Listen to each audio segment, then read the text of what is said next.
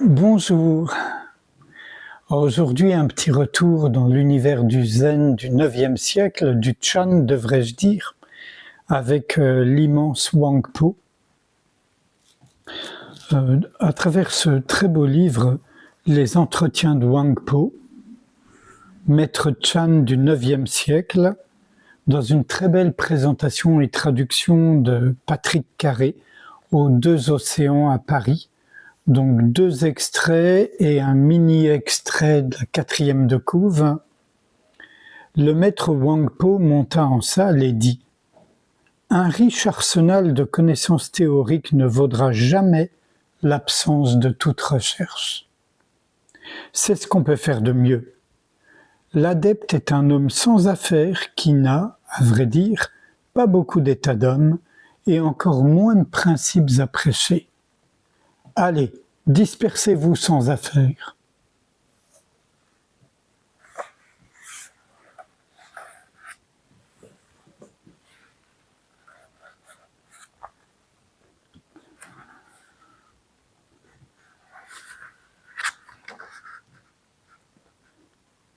Donc cet esprit un, illimité et insondable, on dirait l'espace vide, cet esprit un est le Bouddha, et entre le Bouddha et les êtres vivants, il n'est pas de différence.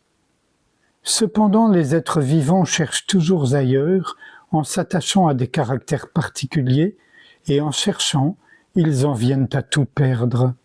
Car en envoyant leur idée de Bouddha à la recherche du Bouddha et leur esprit à la recherche de l'esprit, même à corps perdu pendant des kalpas, des éternités, ils ne peuvent aboutir à rien. Ils ignorent que le Bouddha apparaît spontanément à celui qui arrête de l'évoquer en se dégageant du processus de la pensée. Cet esprit donc est le Bouddha, et le Bouddha c'est la totalité des êtres vivants. Quand il est être vivant, cet esprit n'est en rien diminué, et quand il est Bouddha, en rien accru.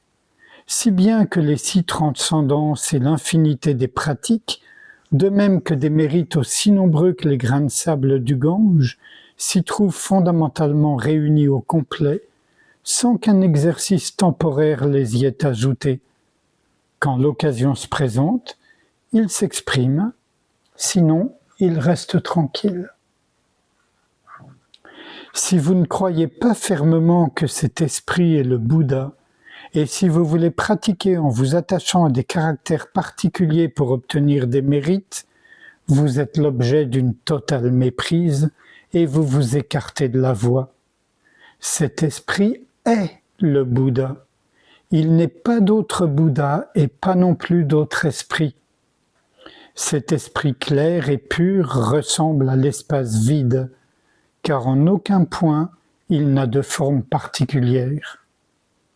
Susciter un état d'esprit particulier par le biais des pensées, c'est dévier de la substance des choses et s'attacher à des caractères particuliers.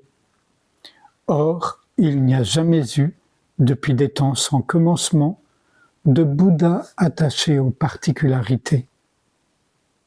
S'exercer aux 6 transcendances et à l'infinité des pratiques pour devenir Bouddha, c'est suivre une voie graduelle, et depuis des temps sans commencement, on n'a jamais vu de Bouddha par degrés. Il suffit de s'éveiller à cet esprit un pour ne plus avoir la moindre réalité à trouver. Tel est le Bouddha véritable.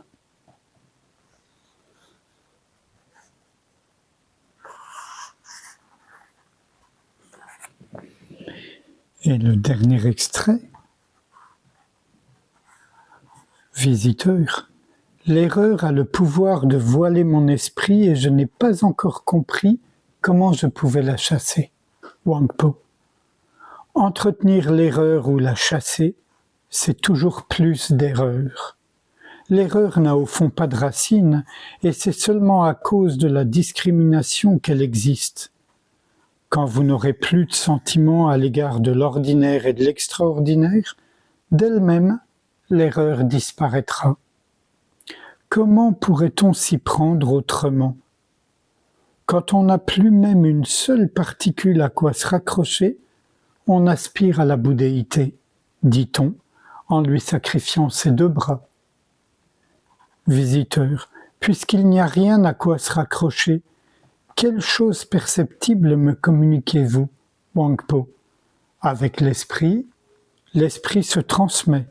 Visiteur, si l'esprit se transmet, pourquoi dites-vous que l'esprit non plus n'est pas, Wangpo? Ne rien trouver à transmettre, c'est ce qui s'appelle transmettre l'esprit. Si l'on comprend ce qu'est cet esprit, il n'y a ni esprit, ni méthode.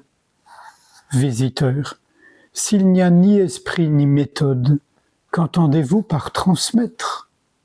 Wangpo, je vous parle de transmission de l'esprit et vous croyez qu'il existe quelque chose de tel.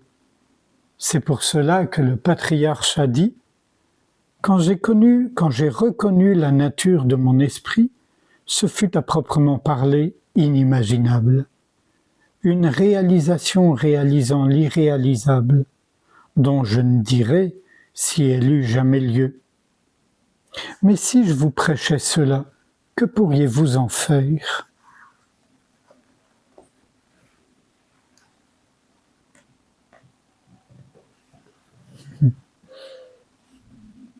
Sans réfléchir à ce qui vient d'être lu, je vous propose qu'on passe un moment ensemble en silence, juste être ouverture.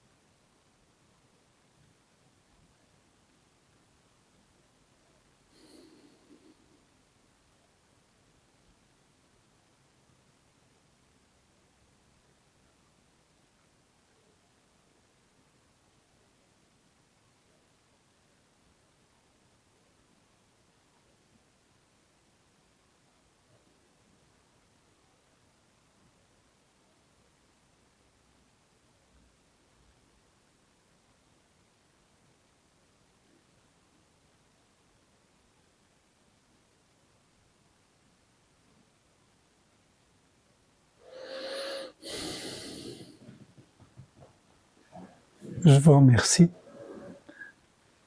À bientôt.